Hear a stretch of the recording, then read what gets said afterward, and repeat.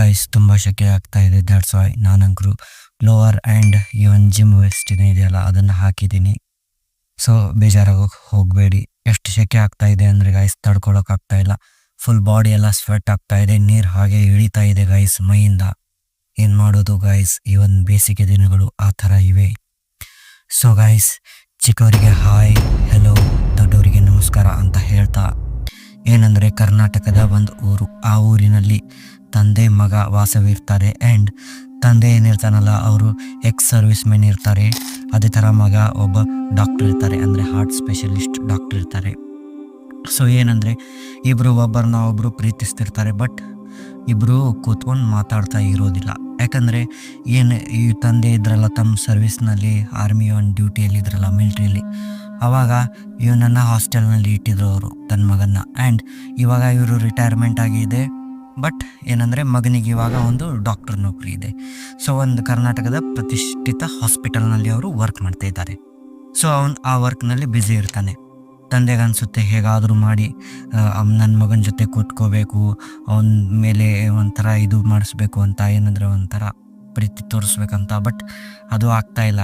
ಹೇಳಿದರೆ ಮಗನೂ ಒಂದೆರಡು ದಿನ ಬಿಡೋನು, ಬಟ್ ಏನಂದರೆ ಆ ಒಂದು ಫೀಲಿಂಗ್ ಇರುತ್ತಲ್ಲ ಗೈಸ್, ಪ್ರೌಡ್ ಫೀಲಿಂಗ್. ಅಂದರೆ ತಂದೆ ನೋಡಿ ಇವಾಗ ಒಂದು ನ್ಯಾಷನಲ್ ಡ್ಯೂಟಿ, ಅಂದರೆ ಒಂದು ನಮ್ಮ ದೇಶದ ಸಲುವಾಗಿ ಅವರು ಹೋರಾಡಿದ್ದಾರೆ. ಆ್ಯಂಡ್ ಇವಾಗ ಮಗ ಸಹ ಅದೇ ಒಂದು ಇದರ ಸಲುವಾಗಿ ಆ ಒಂದು ಜನರ ಒಂದು ಜೀವವನ್ನು ಉಳಿಸ್ತಾ ಇದ್ದಾನೆ ಹಾಸ್ಪಿಟಲ್ನಲ್ಲಿ.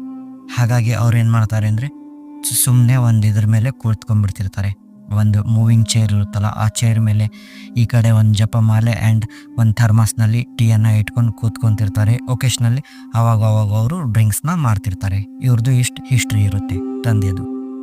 ಈತ ಕಡೆ ಡಾಕ್ಟ್ರು ಸಹ ತನ್ನ ಡ್ಯೂಟಿನ ಮಾಡ್ತಿರ್ತಾನೆ, ಎಲ್ಲ ಚೆನ್ನಾಗಿ ನಡೀತಾ ಇರುತ್ತೆ. ಇವ್ರ ಫ್ಯಾಮ್ಲಿಯಲ್ಲಿ ಯಾರೂ ಇಲ್ಲ, ಇವರೇ ಇಬ್ಬರೇ ಇರೋದು. ಈವನ್ ಫ್ಯಾಮ್ಲಿಯಲ್ಲಿ ಅಂದರೆ ಚಿಕ್ಕಂದಿನಲ್ಲೇ ಎಲ್ಲರೂ ಮಿಸ್ ಆಗಿಬಿಟ್ಟಿರ್ತಾರೆ. ಕೆಲವೊಬ್ರು ತೀರ್ಕೊಂಡಿರ್ತಾರೆ, ಕೆಲವೊಬ್ರು ದೂರ ಇರ್ತಿರ್ತಾರೆ, ಕೆಲವೊಂದು ಪ್ರಾಬ್ಲಮ್ಸ್ ಇರ್ತವೆ ಅವ್ರ ಫ್ಯಾಮ್ಲಿಯಲ್ಲಿ. ಸೊ ದುಡ್ಡಿಗೇನು ಕಮ್ಮಿ ಇರೋದಿಲ್ಲ, ಬಟ್ ಟೈಮ್ ಅಂಕರಿ ಸಿಗುತ್ತಾ ಇರೋದಿಲ್ಲ. ಹೀಗಿರಬೇಕಾದ್ರೆ ಗೈಸ್, ಒಂದಿನ ಏನಂದರೆ ಹಾಸ್ಪಿಟಲ್ನಲ್ಲಿ ಡಾಕ್ಟ್ರ್ ಏನು ವರ್ಕ್ ಮಾಡ್ತಿರ್ತಾರಲ್ಲ, ಅಲ್ಲಿ ಏನಾಗುತ್ತೆ ಅಂದರೆ ಒಂದು ಪೇಷಂಟ್ ಬರುತ್ತೆ 60 ಇಯರ್ದು. ಅದು ಏನಂದರೆ ಕಾರ್ಡಿಯಕ್ ಅರೆಸ್ಟ್. ಸೊ ಅದೇನೋ ಆಗಿ ಸಡನ್ ಡೆತ್ ಆಗಿಬಿಡ್ತಾರೆ. ಆ ಪರ್ಸನ್ ಉಳಿಯೋದಿಲ್ಲ. ಫುಲ್ ಇದು ಆದಮೇಲೆ, ಹಾರ್ಟೆಲ್ಲ ಇದು ಆದಮೇಲೆ, ಹೀಗಾದಮೇಲೆ ಏನಂದರೆ ಅವ್ರ ಫ್ಯಾಮ್ಲಿ ಏನಿರುತ್ತಲ್ಲ, ಆ ಒಂದು ಪೇಷಂಟ್ದು ಫ್ಯಾಮ್ಲಿ, ಅಂದರೆ ಅವ್ರ ಮಗ, ಅವ್ರು ತುಂಬ ಅತ್ತಿರ್ತಾರೆ. ಒಂದು ಏನಂದರೆ ಆಕ್ರಂದನ ಮುಟ್ಟಿರುತ್ತೆ. ಸೊ ಅಂಥ ಒಂದು ಸಂದರ್ಭದಲ್ಲಿ ಆ ಒಂದು ಏನಿರ್ತಾನಲ್ಲ ಮಗ ಅಂತಿರ್ತಾನೆ, ನೋಡಪ್ಪಾಜಿ, ನಾನು ನಿನ್ನ ಜೊತೆ ಹೀಗೆಲ್ಲ ಟೈಮ್ ಸ್ಪೆಂಡ್ ಮಾಡಬೇಕು, ನಿಮಗೆಲ್ಲ ಟ್ರಿಪ್ಗೆಲ್ಲ ಒಯ್ಬೇಕಂತ ನಾನು ಅಂದ್ಕೊಂಡಿದ್ದೆ, ಬಟ್ ನನ್ನ ಕೈಯಿಂದ ಆಗಲಿಲ್ಲ. ಇನ್ನೊಂದು ದಿನ ಅಂತ, ಇನ್ನೊಂದು ಸ್ವಲ್ಪ ದಿನ ಅಂತ ಕಾಯ್ತಾ ಇದ್ದೆ, ಬಟ್ ಆ ದಿನ ಬರಲೇ ಇಲ್ಲ, ವರ್ಕ್ನಲ್ಲಿ ಬ್ಯುಸಿ ಆಗಿಬಿಟ್ಟೆ ಅಂತ ಆಳ್ತಾ ಇರಬೇಕಾದ್ರೆ ಈ ಡಾಕ್ಟರ್ ಇರ್ತಾರಲ್ಲ, ಇವರಿಗೂ ಅನಿಸುತ್ತೆ ನಾನು ಇದೇ ಥರ ನನ್ನ ತಂದೆ ಜೊತೆ ಸುತ್ತಾಡಬೇಕಂತ ಅಂದ್ಕೊಂಡಿದ್ದೀನಿ. ಅಕಸ್ಮಾತ್ ಆ ಡೇಟ್ ಆ್ಯಂಡ್ ಟೈಮ್ ಬರದೇ ಹೋದರೆ, ಸೊ ಇವಾಗೆ ನಾನು ಏನಾದರೂ ಮಾಡಬೇಕಂತ ಅವ್ರೇನು ಮಾಡ್ತಾರೆ ಅಂದರೆ ಗೈಸ್, ಒಂದು ಲೀವ್ನ ತೊಗೋತಾರೆ. ಲೀವ್ ತೊಗೊಂಡು ಇವಾಗ ಇವರು ಒಂದು ಟ್ರಿಪ್ಗೆ ಹೋಗಬೇಕು. ಸೊ ಎಲ್ಲ ಪ್ರಿಪೇರ್ ಎಲ್ಲ ಮಾಡ್ಕೊತಾರೆ ಟ್ರಿಪ್ಗೆ. ಯಾವ ಥರ ಪ್ರಿಪೇರ್ ಅಂತ ಅನ್ಬೋದು ನೀವು. ಏನಂದರೆ ಮೊದಲಿಗೆ ಇವ್ರ ಹತ್ರ ಒಂದು ಫಾರ್ಚುನರ್ ಇರುತ್ತೆ. ಸೊ ಅದನ್ನು ಸರ್ವಿಸಿಗೆ ಬಿಡ್ತಾರೆ. ಆಮೇಲೆ ಒಂದು ಟೆಂಟ್ ಆ್ಯಂಡ್ ಇದು ಇರುತ್ತಲ್ಲ, ಕ್ಯಾಂಪ್ ಟೆಂಟ್, ಅದನ್ನು ಪರ್ಚೇಸ್ ಮಾಡ್ತಾರೆ. ಅದೇ ಥರ ಒಂದು ಥರ್ಮಾಸ್, ಆ ಥರ್ಮಾಸ್ನಲ್ಲಿ ಟೀ ಯಾಕಂದರೆ ಗೈಸ್, ಅವ್ರ ಫಾದರ್ ಏನಿರ್ತಾರಲ್ಲ ಅವರು ಟೀ ಲವರ್ ಇರ್ತಾರೆ. ಟೀ ಲವರ್ ಅವ್ರಿಗೆ ಎಷ್ಟಿರುತ್ತೆ ಅಂದರೆ ಗೈಸ್, ಅದ್ರ ಮೇಲೆ ಪ್ರೀತಿ ಅದನ್ನು ಬಾಯಲ್ಲಿ ಹೇಳೋಕೆ ಆಗೋದಿಲ್ಲ ಗೈಸ್. ನಿಮಗೂ ಕೆಲವೊಂದು ಜನ ಇರ್ತೀರಿ ನೀವು ಇದರಲ್ಲಿ ಟೀ ಲವರ್, ಅದ್ರ ಟೇಸ್ಟೇ ಬೇರೆ ಇರುತ್ತೆ. ಸೊ ಆ ಥರ ಒಂದು ಥರ್ಮಾಸ್ ಆ್ಯಂಡ್ ಒಂದು ಪ್ರತಿಷ್ಠಿತ ಹೋಟೆಲ್ನಿಂದ ತಾವೇ ಮುಂದ್ಗಡೆ ನಿಂತ್ಕೊಂಡು ಆ ಚೆಪ್ ಕಡೆಯಿಂದ ಟೀಯನ್ನು ರೆಡಿ ಮಾಡಿಸ್ಕೊಂಡು ಬರ್ತಾರೆ. ಅದರಲ್ಲಿ ಏಲಕ್ಕಿ ಅದನ್ನೆಲ್ಲ ಹಾಕಿಸ್ಕೊಂಡು. ಸೊ ಇದು ಒಂದಾಯಿತು. ಇನ್ನು ನೆಕ್ಸ್ಟ್ ಏನಂದರೆ ಆವಾಗ ಒಕೇಶ್ನಲ್ಲಿ ಅವರು ಡ್ರಿಂಕ್ ಮಾಡ್ತಿರ್ತಾರೆ ಫಾದರ್. ಸೊ ಅವ್ರ ಸಲುವಾಗಿ ಚಿವಾಸ್ ರಿಗೆಲ್ ಏನೋ ಐತೆ ಗೈಸ್, ಅದು 18 ಅಂತ, ಚಿವಾಸ್ ರಿಗೆಲ್ 18 ಅಂತ ವಿಸ್ಕಿ. ಸೊ ಅದನ್ನು ತರಿಸ್ತಾರೆ. ಒಂದು ಬಾಟಲದು 3400 ಸಮಥಿಂಗ್ ಇದೆ, ನಮ್ಗೆ ಅಷ್ಟು ರೇಟ್ ಗೊತ್ತಿಲ್ಲ ಗೈಸ್ ಅದ್ರದ್ದು. ಸೊ ಅದನ್ನು ತರಿಸ್ತಾರೆ. ಆಮೇಲೆ ಇನ್ನೇನಂದರೆ ಇದು ಇರುತ್ತಲ್ಲ ಗೈಸ್, ನಮ್ಮದು ತಿನ್ನೋಕೆ ಅಂತ ಪಕೋಡ ಅಂದರೆ ಬಜ್ಜಿಗಳೆಲ್ಲ, ಸ್ನ್ಯಾಕ್ಸ್ ಎಲ್ಲ ತರಿಸ್ತಾರೆ. ಈ ಥರ ಪ್ರಿಪ್ರೇಷನ್ ಎಲ್ಲ ಆಗ್ತಾ ಇರುತ್ತೆ. ನಾನು ಕೆಲವೊಂದು ಪ್ರಿಪ್ರೇಷನ್ಸ್ನ ಮರಿತಾ ಇದ್ದೀನಿ ಅವ್ರು ಮಾಡಿರ್ತಕ್ಕಂಥದ್ದು. ಅಂದರೆ ನನಗೆ ಯಾರು ಸ್ಟೋರಿ ಹೇಳಿದಾರಲ್ಲ, ಅವರು ತುಂಬ ಒಂದು ಇದು ವೈಭವೀಕರಿಸಿ ಹೇಳಿದ್ದಾರೆ, ಅಂದರೆ ಟ್ರಿಪ್ಗೆ ಹೇಗೆ ಹೋಗ್ತಾಯಿದ್ರು ಅವರು ಅಂತ. ಸೊ ಈ ಥರ ಎಲ್ಲ ಪ್ರಿಪ್ರೇಷನ್ಸ್ ಇರುತ್ತೆ. ಈ ಪ್ರಿಪ್ರೇಷನ್ನ ಮಾಡ್ಕೊಂಡು ಇವರು ಇವಾಗ ಹೋಗಬೇಕು. ಬಟ್ ಏನಂದರೆ ಇವರು ಮಾರ್ನಿಂಗ್ ಹೋಗೋ ಟೈಮಿಗೆ ಗೈಸ್ ಏನಾಗಿರುತ್ತೆ ಅಂದರೆ ಸಡನ್ ಆಗಿ ಆ ಒಂದು ಸರ್ವಿಸ್ ಮ್ಯಾನ್ ಇರ್ತಾನಲ್ಲ ಅವನು ಸ್ವಲ್ಪ ಕೈ ಕೊಟ್ಬಿಡ್ತಾನೆ. ಅಂದರೆ ಸರ್ವಿಸ್ನವ್ರು ಇರ್ತಾರಲ್ಲ ಅವರು. ಸೊ ಅವ್ರ ಗಾಡಿ ಏನಂದರೆ ಮಧ್ಯಾಹ್ನ ಹೊತ್ತಿಗೆ ಇವರಿಗೆ ಸಿಗುತ್ತೆ. ಇವಾಗ ಏನಂದರೆ ಆ ಮಾರ್ನಿಂಗ್ ಇವ್ರು ಹೋಗಬೇಕಿತ್ತು, ಇವಾಗ ಟೈಮ್ ಶಿಫ್ಟ್ ಆಗಿ ಸಂಜೆ 4 ಗಂಟೆಗೆ ಇವರು ಬಿಡ್ತಾರೆ ಮನೆಯನ್ನು. ಬಿಡಬೇಕಾದ್ರೆ ಕಾರ್ನಲ್ಲೆಲ್ಲ ಇಟ್ಕೋತಾರೆ. ತಂದೆ ಸಹ ಫುಲ್ ಇದು ಇರ್ತಾರೆ ಗೈಸ್, ಅಂದರೆ ಎಕ್ಸೈಟ್ಮೆಂಟ್ ಇರುತ್ತೆ. ಮಗನ ಜೊತೆ ಹೋಗ್ತಾ ಇದ್ದೀನಿ, ಆ ಒಂದು ಫೀಲಿಂಗ್ಸ್ ಹೇಗಿರುತ್ತಲ್ಲ ಗೈಸ್ ನೋಡಿ. ನಾವೊಂದು ಹಿಲ್ ಸ್ಟೇಷನ್ಗೆ ಹೋಗ್ತಾ ಇದ್ದೀವಿ ಅಂದರೆ ಎಷ್ಟು ಎಕ್ಸೈಟ್ಮೆಂಟ್ ಇರುತ್ತೆ. ನಾನಂತೂ ಫುಲ್ ಎಕ್ಸೈಟ್ ಆಗಿರ್ತೀನಿ ಗೈಸ್, ಯಾವುದೇ ಒಂದು ಹಿಲ್ ಸ್ಟೇಷನ್ಗಿರಲಿ ಎಲ್ಲೇ ಹೋಗ್ತಾ ಇರಬೇಕಾದ್ರೆ. ಆ ಒಂದು ರೂಟ್ ಹೇಗಿತ್ತಂದರೆ ಗೈಸ್, ಅವ್ರೇನು ಹೋಗ್ತಾ ಇದ್ದಾರಲ್ಲ ಆ ಒಂದು ಹಿಲ್ ಸ್ಟೇಷನ್ದು, ಫಾರ್ ಎಕ್ಸಾಂಪಲ್ ಈ ಉತ್ತರ ಕರ್ನಾಟಕ ಸೈಡ್ ಅಂದರೆ ಈ ದಾಂಡೇಲಿ ಫಾರೆಸ್ಟ್ ರೂಟ್ ಇದೆಯಲ್ಲ ಆ ಟೈಪ್, ಆ್ಯಂಡ್ ಆಗುಂಬೆ ಆ ಸೈಡ್ ಏನಿದೆಯಲ್ಲ ಗೈಸ್, ಈ ಕೊಡೈಕೆನಾಲ್ ರೂಟ್ಸ್ ಹೇಗಿದಾವಲ್ಲ ಒಂಥರ ಘಾಟ್ ಸೆಷನ್ಸ್ ಇರ್ಬೋದು ಎಲ್ಲ ಆ ಥರ ಒಂದು ಫೀಲಿಂಗ್ನಲ್ಲಿ ಹೋಗ್ತಾ ಇದ್ದಾರೆ. ಈಚೆ ಕಡೆ ಡ್ರಿಸ್ಲಿಂಗ್ ಆಗ್ತಾ ಇದೆ, ಅಂದರೆ ಸ್ವಲ್ಪ ಸ್ವಲ್ಪ ಮಳೆ ಬರ್ತಾ ಇದೆ, ಡ್ರಿಸ್ಲಿಂಗ್ ಎಲ್ಲ ಆಗ್ತಾ ಇದೆ. ಆ್ಯಂಡ್ ಅದೇ ಥರ ವಿಂಡ್ ಅಂದರೆ ಗಾಳಿ ಒಂದು ಬೀಸ್ತಾ ಇದೆ. ಹೀಗೆಲ್ಲ ಆಗ್ತಾ ಇರುತ್ತೆ ಗೈಸ್. ಅದನ್ನು ಅನುಭವಿಸಿದ್ರೆ ಎಷ್ಟು ಇದು ಇರುತ್ತಲ್ಲ. ಸೊ ಅಂಥ ಒಂದು ಸಮಯದಲ್ಲಿ ಫಾದರ್ ಇತ್ತ ಕಡೆ ಒಂದು ಟೀ ತೊಗೊಂಡು ಹೀಗೆ ತಿನ್ಕೊಂತ ಕೂತಿರ್ತಾರೆ. ಹೀಗೆ ಅದು ಹೋಗ್ತಾ ಇರುತ್ತೆ. ಹೋಗ್ತಾ ಏನಂದರೆ ಗೈಸ್ ಇವಾಗ ಸಂಜೆ 10:30 11 ಗಂಟೆ ಆಗಿದೆ ಗೈಸ್. ಸೊ ಇವರು ಲಾಂಗ್ ಡ್ರೈವ್ ಮಾಡಿರೋದ್ರಿಂದ ಈ ಡಾಕ್ಟ್ರಿಗೆ ಅನಿಸುತ್ತೆ ಒಂದು ಬಯೋ ಬ್ರೇಕ್ ತೊಗೋಬೇಕು ಅಂತ.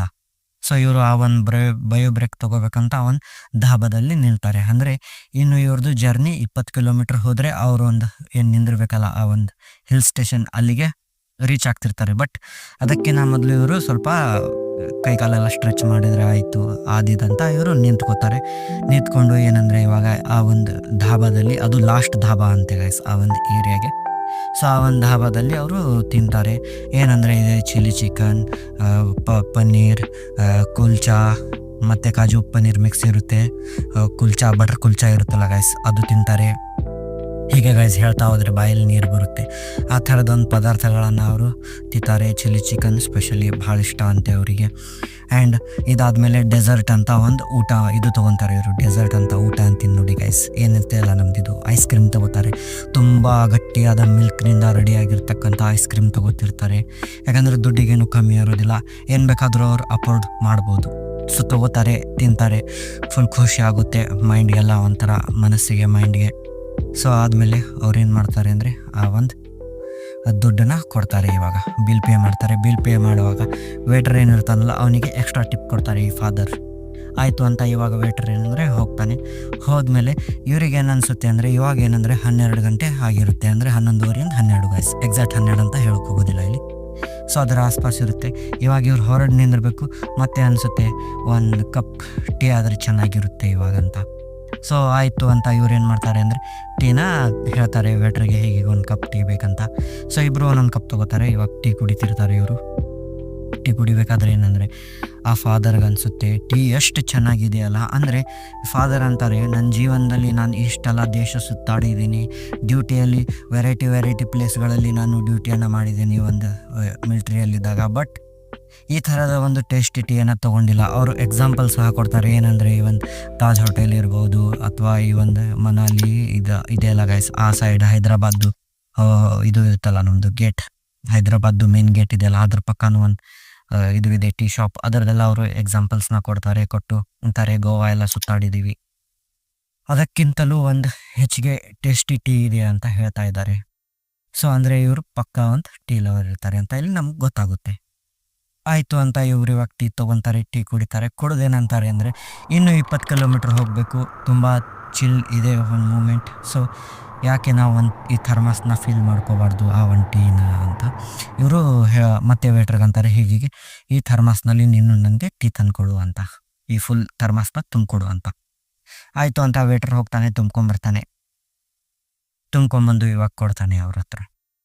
ಕೊಟ್ಟು ಆವಾಗ ವೇಟ್ರ್ ಅಂತಾನೆ, ತಪ್ಪು ತಿಳ್ಕೊಳ್ಳಲ್ಲ ಅಂದರೆ ಒಂದು ಮಾತು ಕೇಳ್ತೀನಿ ನಾನು, ನೀವು ಎಲ್ಲಿಗೆ ಹೋಗ್ತಾ ಇದ್ದೀರಿ ಅಂತ ವೇಟ್ರ್ ಕೇಳ್ತಾನೆ.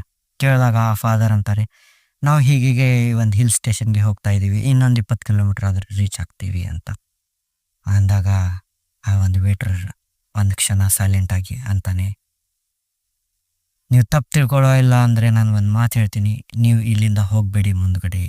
ರೋಡ್ ಸರಿ ಇಲ್ಲ, ಸೇಫ್ ಅಲ್ಲ ಅದು, ಡೇಂಜರಸ್ ಇದೆ ಅಂತ ಅಂದಾಗ ಡಾಕ್ಟರ್ ಅಂತಾರೆ ಹಾಗೇನೂ ಇರೋದಿಲ್ಲ ಅಂತ ಅಂದಾಗ ಫಾದರ್ ಅಂತಾರೆ ಸುಮ್ಕುಂದ್ರು ನಿನಗೆ ಗೊತ್ತಾಗೋದಿಲ್ಲ ಅಂತ ಅಂತಾರೆ ಅವರು. ಅಂದು ಮತ್ತೆ ಕೇಳ್ತಾರೆ, ಫಾದರ್ ಕೇಳ್ತಾರೆ ಯಾವ ಟೈಪ್ ಅದು ಅಂತ ಅಂದಾಗ ವೇಟರ್ ಅಂತಾನೆ, ಇಲ್ಲ ಹೀಗೆ ಈ ಒಂದು ರೋಡ್ ಏನಿದೆಯಲ್ಲ ಮುಂದೆ ಹೋದಂಗೆ ಒಂದು ಹೆಣ್ಮಗಳು ಕಾರಿಂದ ಬೆನ್ನು ಹತ್ಕೊಂಡು ಬರ್ತಾಳೆ. ಅವಳು ಬಂದು ಏನು ಮಾಡ್ತಾಳೆ ಅಂದರೆ ನಿಮ್ಮ ಮುಂದೆನೇ ಆಕ್ಸಿಡೆಂಟ್ ಆದಂಗೆ ಮಾಡ್ತಾಳೆ, ಅಥವಾ ನಿಮ್ಮನ್ನು ಏನೋ ಮಾಯವಾಗಿ ಮರಳ್ಸ್ ಮಾಡಿ ಈ ಒಂದು ಘಾಟ್ ಸ್ಟೇಷನ್ನಿಂದ ಕೆಳಗೆ ಉರುಳಿಸಿ ಬಿಡ್ತಾಳೆ, ಪೊಜೆಸ್ ಮಾಡ್ತಾಳೆ ಅವಳು. ಸೊ ರಾತ್ರಿ ಯಾರು ಈ ರೂಟ್ಗೆ ಹೋಗೋದಿಲ್ಲ, ಹೋದವ್ರು ಯಾರು ಇಲ್ಲಿಂದ ಬಂದಿಲ್ಲ ರಿಟರ್ನ್ ಅಂತ ಹೇಳ್ತಾನೆ ಆ ವೇಟರ್. ಅಂದಾಗ ಫಾದರ್ಗೆ ಟೆನ್ಷನ್ ಸ್ಟಾರ್ಟ್ ಆಗುತ್ತೆ. ಫಾದರ್ ಅಂತಾರೆ, ಡಾಕ್ಟ್ರಿಗಂತಾರೆ ಹೀಗೆ ನಾವು ಇವತ್ತು ಹೋಗೋದು ಬೇಡ ಮಗನೇ, ಇವತ್ತು ಇಲ್ಲೇ ಇರೋಣ, ಸ್ಟೇ ಮಾಡೋಣ ಅಂತ ಅಂದಾಗ ಡಾಕ್ಟರ್ ಅಂತಾನೆ, ಅಪ್ಪಾಜಿ ಇದೆಲ್ಲ ಇರೋದಿಲ್ಲ, ಇವೆಲ್ಲ ಮೂಢನಂಬಿಕೆ. ಏನಂದರೆ ಇವೆಲ್ಲ ಒಂದು ಕತೆಗಳನ್ನು ಕಟ್ಟಿರ್ತಾರೆ ಇವರು ಹೋಟೆಲ್ನವರು. ಯಾಕಂದರೆ ಇವರಿಗೆ ಒಂದು ಕಸ್ಟಮರ್ಸ್ ಬರಬೇಕಂತ ಈ ಥರ ಮಾಡಿರ್ತಾರೆ. ನಾವೆಲ್ಲೋ ರಾತ್ರಿ ನಾವು ಬೇರೆ ಕಡೆ ಹೋಗಿದ್ವಿ ಅಂದರೆ ಇವ್ರದ್ದು ಹೋಗಿಬಿಡುತ್ತೆ, ಇವ್ರ ರೂಮ್ಸ್ ಎಲ್ಲ ಕಟ್ಟಿರ್ತಾರೆ.